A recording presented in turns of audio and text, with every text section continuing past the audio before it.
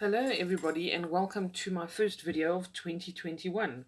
It feels really weird to say that and it feels really weird to be here, and I can't believe we're actually a few days into it already.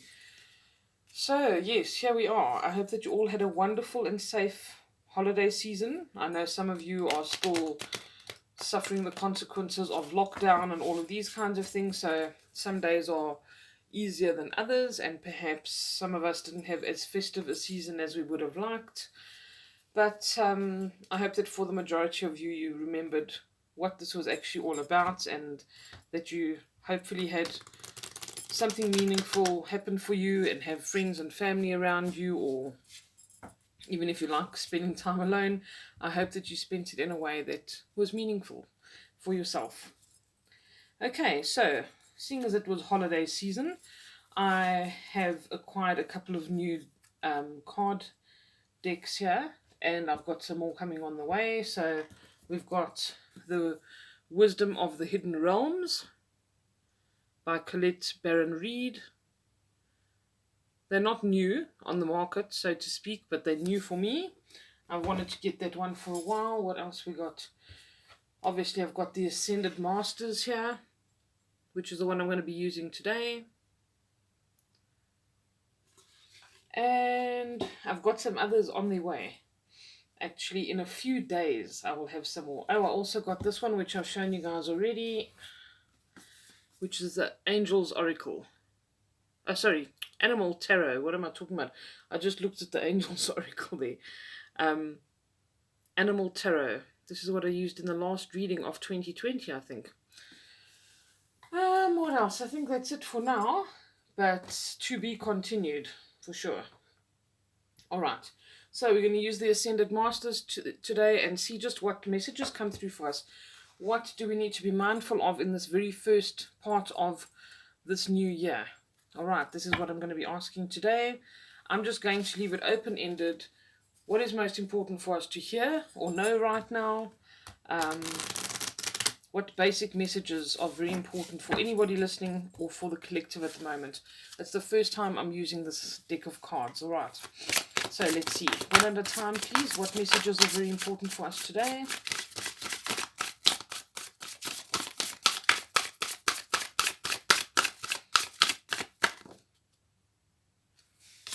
This is something very interesting. You know, I've been feeling things around me at the moment where I feel like people do need to clear and shield their energy. Very important. Also because there is some negativity going around with everything that's happening in the world, and I just feel like some people are really in a negative space, and also if you have these kind of negative people around you, it can bring some negativity into your personal space.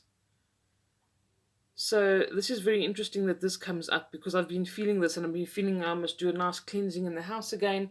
It is that time, you know, this is the time of year to start afresh, to clear your energy, to do cleansing. If you do cleansing in your house with sage or Palo Santo, whatever it is that you use. I like to even make my own smudge sticks with cedar and lavender and that kind of thing, rosemary, and just, you know, clear the air, literally. Clear the air, clear your own energy, maybe have a detox as well. We've been eating all the wrong kinds of foods and all of this kind of thing as well. So it's very important that we do look after our inner selves, our outer selves, our outer environment, the house that we live in, all of these kinds of things, and just make sure that everything's a fresh, clean start.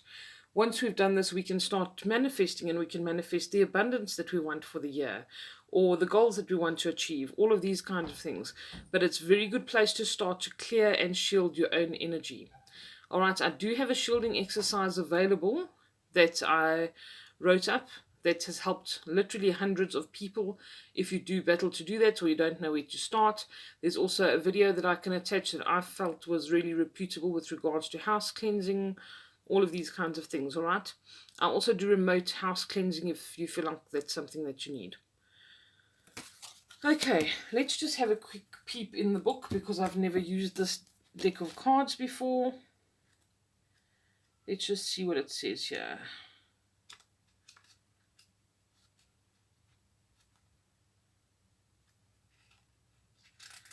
Would be the one page that I can't get to. As a sensitive person, you've absorbed some harsh and toxic energy from other people. This card asks you and to call on Moria, and Archangel Michael to clear yourself. They can also clear and elevate the energies in other people, your home, or your office. After clearing yourself, ask them to shield you from further intrusions. This process, called shielding, needs to be conducted once or twice a day. You can also wear a crystal pendant to act as a buffer in harsh energy situations. Also ask Archangel Michael to cut cords of fearful attachments between you and other people or possessions. Stay clear of harsh or toxic substances, environments, and relationships. Honor your sensitivity. Keep your thoughts as possible as positive as possible to keep your energy clear and clean. Eliminate clutter or use feng shui to clear the energy in your home or office. Excellent advice. Okay, let's see what else we're going to get today. What else do we need to know or do or hear today, please? There we go. Priorities. Okay. This is exactly what we need to do. We need to get off to a really good start. Focus is difficult nowadays. To prioritize things, to get around to the things that we want to do, especially our spiritual practices. All right, I really feel like this is something that's very, very important. Again, this kind of shielding your energy comes up with the Merkaba and priorities. Make sure that your priorities in the right place. Are you prioritizing your health, your time to commit to your spirituality, your meditations, whatever it is? Make sure that your priorities are in the right place, and that you're managing your time and energy correctly as well. Maybe people need to be your priorities. Maybe some people over other people. Let's see what King Solomon has to say. Remember, these are all just they're just like archetypes for certain things, all right? So even if it's not from your particular pantheon or your belief system, know that there is still some kind of a message here for you.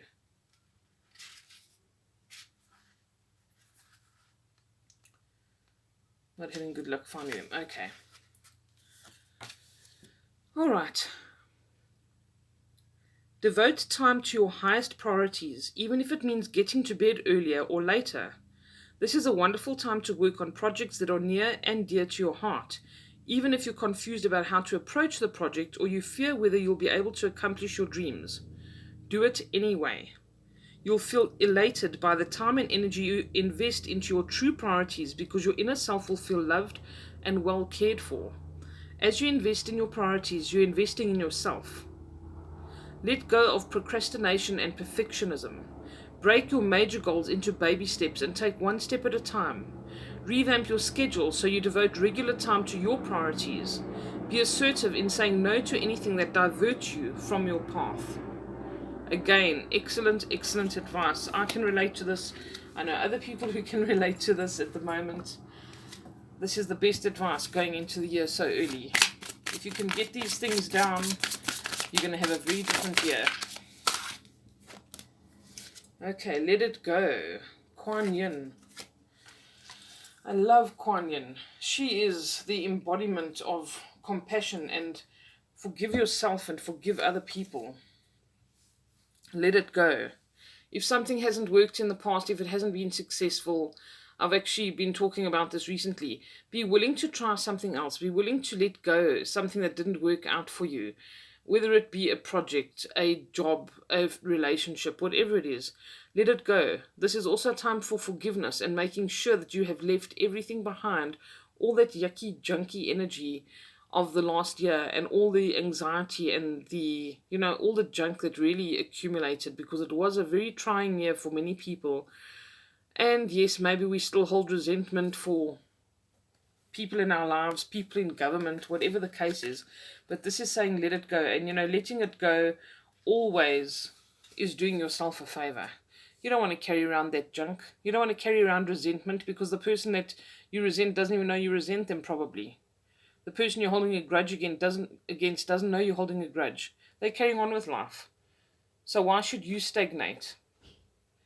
Okay, so this card says, it's time to stop struggling Sorry, let me make sure you can see it. To stop struggling, pushing, or forcing things to happen. Such actions push against the universal flow and lead to frustrations and blocks. When you let the situation go to spirit, you automatically open supportive doors that will bring solutions and an outcome exceeding your expectations. Let go of struggle, anger, unforgiveness, or anything else undesirable. Trust that the universe is on your side. Let go of an argument, judgments, or long-term hurt. Have compassion for everyone involved in the situation, including yourself. Be gentle with yourself. Forgive yourself for what you think you've done or have not done.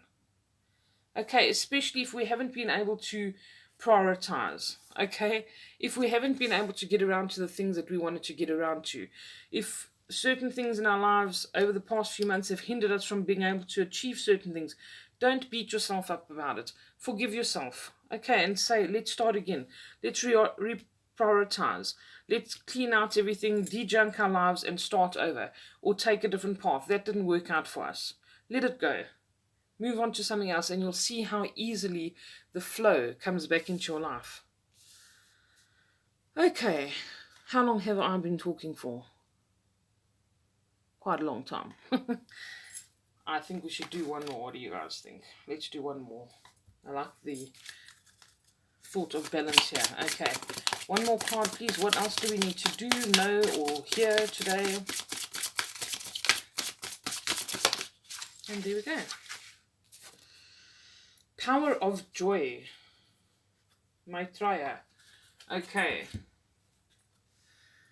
All right.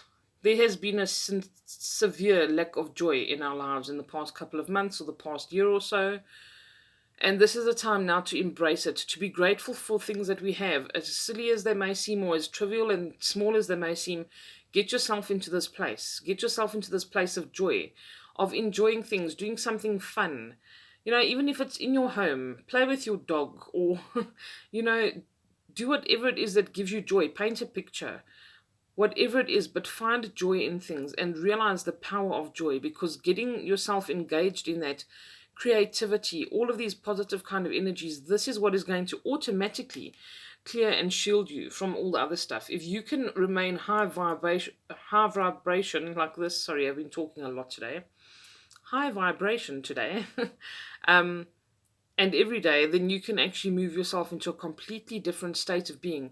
Remember, being miserable, unhappy, grumpy, negative, all of these things, this is a habit that we cultivate. So we can also cultivate a habit of being in a place of joy, being positive, exercising patience, all of these little things, you know, that can sometimes drive us mad, but that we feel like we've accomplished something when we've actually managed to do that. So that in itself can bring us joy. Let's see what the book says here. Power of joy.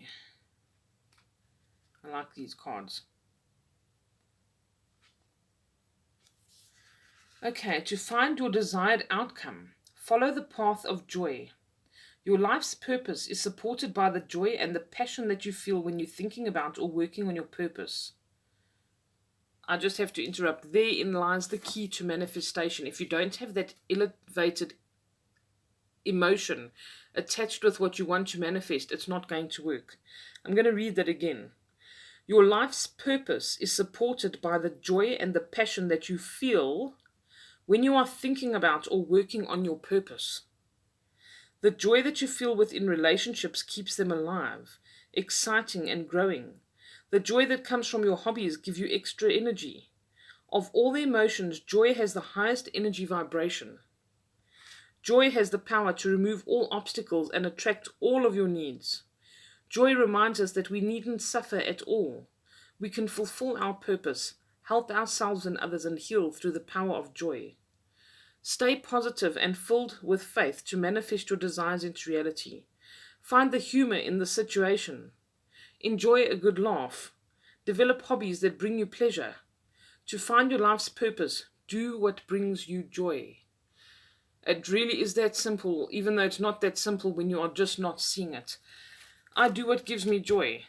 Okay, I do this as a job, and I am infinitely blessed on so many levels, and so very, very grateful that I can do this as a job and that I can help myself and help others, just like it says here. It gives me great joy. And that gratitude that I send out brings abundance for me as well. And abundance doesn't mean money, it means happiness and joy in other things.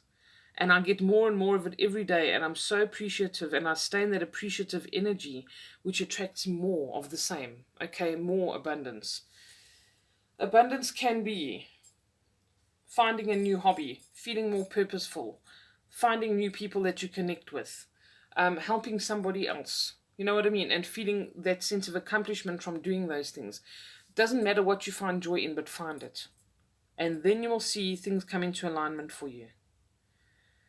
Okay. I'm going to flip the deck over, which I always do. Well, usually. Listen.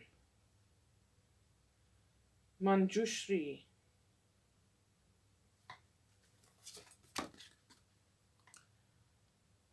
The bottom of the deck, when I do a reading, I always look at the card at the bottom of the deck. And the reason for that is that I always feel like it really highlights and reiterates certain parts of the reading that I'm doing for a lot of people.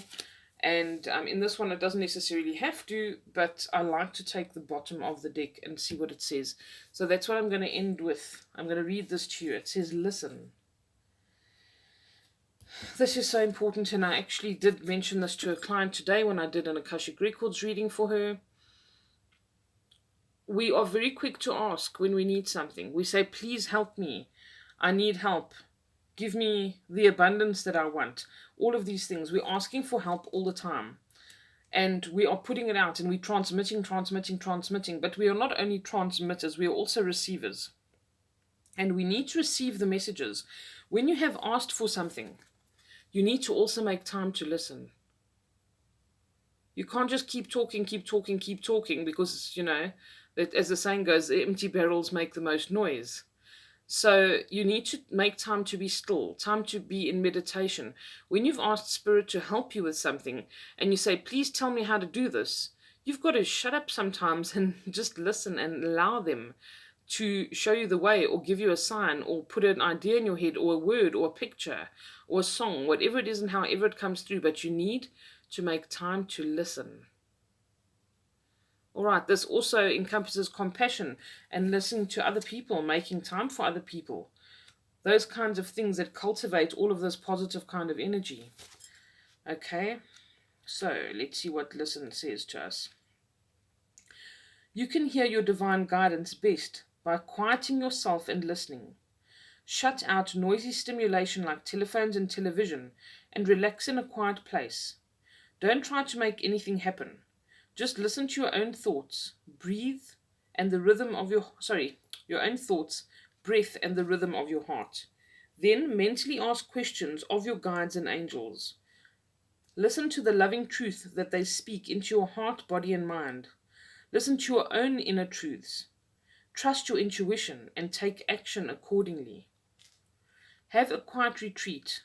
Your guides and angels are talking to you. Are you listening? Less talking and more listening is called for right now. Admit your true feelings to yourself. Listen to what messages, any aches or pains are trying to tell you. The body always talks to those who listen.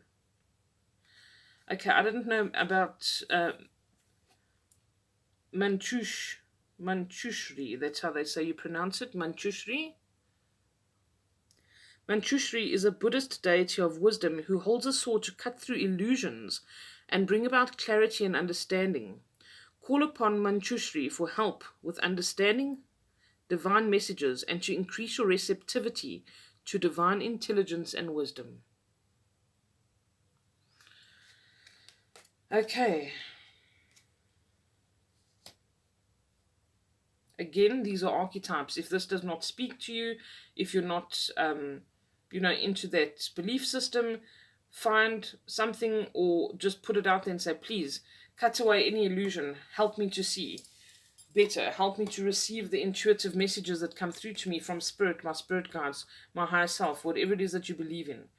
Okay? Appropriate this to work for you, always. These are symbols for the things that you should be tapping into. All right, it doesn't mean you have to be a Hindu or a Buddhist or anything like that, okay? You can use this and appropriate it to whatever your belief system is, or whatever universal energy you see that you have to tap into here.